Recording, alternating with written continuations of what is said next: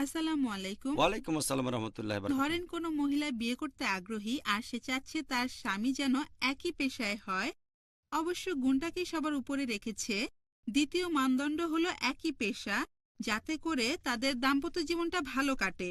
কারণ তারা যদি একই পেশায় নিযুক্ত থাকেন তাহলে তারা একে অন্যকে ভালো করে বুঝতে পারবে। এখন এরকম কোনো মানদণ্ড কি সে ব্যবহার করতে পারে? বোন, আপনি প্রশ্ন করলেন যে যদি কোনো ছেলে বা মেয়ে বিয়ে করতে চায় আর গুণসম্পন্ন জীবনসঙ্গী খোঁজে, তবে তারা চায় জীবনসঙ্গীর পেশাটাও যেন একই হয়, যাতে দাম্পত্য জীবন ভালো কাটে। এটা কি ঠিক আছে? আপনি ডাক্তারের কথা বলতে গিয়েও বলেননি যদি ডাক্তার হয় তাহলে খুব কঠিন। স্বামী স্ত্রী দুজনে ডাক্তার হলে কঠিন হয়ে যাবে। আপনার ধারণাটা ভুল যে স্বামী স্ত্রীর পেশা এক হলে দাম্পত্য জীবন ভালো কাটে। অনেক ক্ষেত্রে স্বামী স্ত্রীর পেশায় একই, কিন্তু দাম্পত্য জীবন ভালো কাটে না। এটা একটা ভুল ধারণা, বিশেষ করে ডাক্তারদের ক্ষেত্রে। যদি বলেন স্বামী স্ত্রী দুজনে পেশায় দায়ী, তাহলে মাশাল্লাহ, কারণ এটা হলো আল্লাহর পথের কাজ। আমি একজন দায়ী বেছে নিয়েছি, নিজেও দায়ী, মাশাল্লাহ, আমাদের পেশায় এক। তাহলে এটা পেশার উপরে নির্ভর করবে। এরকম কোনো নিয়ম নেই যে পেশা এক হলেই দাম্পত্য জীবন ভালো কাটবে।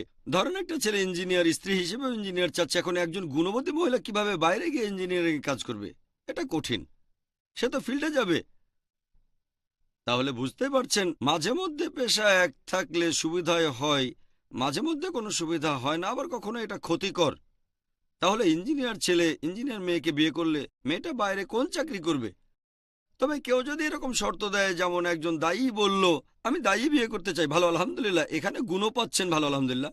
এভাবে গুণ বাদে যদি অন্য মানদণ্ড দেন আর সেটা যদি পেয়ে যান তো খুবই ভালো। তবে যদি এভাবে কোনো মানদণ্ড দেন যে আমি গুণবান স্বামী চাই, তবে ডাক্তার, মানে গুণের চেয়ে ডাক্তারের গুরুত্ব বেশি, মানুষকে দেখানোর জন্য গুণবান স্বামী চাই, কিন্তু ছবি দেখে বাতিল। যখন সৌন্দর্য আপনার মানদণ্ড না, তখন ছবি দেখে বাতিল করে দিচ্ছেন কেন? আমি এমন বেশ কিছু মানুষকে চিনি, বলে গুণসম্পন্ন জীবনসঙ্গী চাই। যখন ছবি দেখে, আমি দেখা করব না, এর সাথে কথা বলবো না। কেন? আমি বলি, আপনার কি বিশেষ কোনো ক্ষমতা আছে? ছবি দেখে চরিত্র বলে দিতে পারেন? জানেন, হযরত ওমর রাদিয়াল্লাহু আনহু চেহারা দেখে চরিত্র বলে দিতে পারতেন। আপনার কি এ ধরনের কোনো ক্ষমতা আছে নাকি? এখানে আসলে তারা যার সাথে কথা বলছে তাকে বোঝাতে চাচ্ছে যে আমি আপনার মন মতো। যখন তারা গুণসম্পন্ন কাউকে দেখে, আমার গুণবান স্বামী চাই। যখন গুণসম্পন্ন না এমন কারোর সাথে কথা বলে, ও গুণ দিয়ে কি হবে, আমি তো আসলে সৌন্দর্য চাচ্ছি। অথবা কেউ হয়তো ধনী, আমার তো সম্পদ চাই। তাহলে কথা বলবেন মন থেকে, এটা গুরুত্বপূর্ণ। যদি কিছু যোগ করেন, করতে পারেন, তবে খেয়াল রাখবেন এই নতুন মানদণ্ডটার কারণে গুণ যেন কমে না যায়, এটা খুবই গুরুত্বপূর্ণ।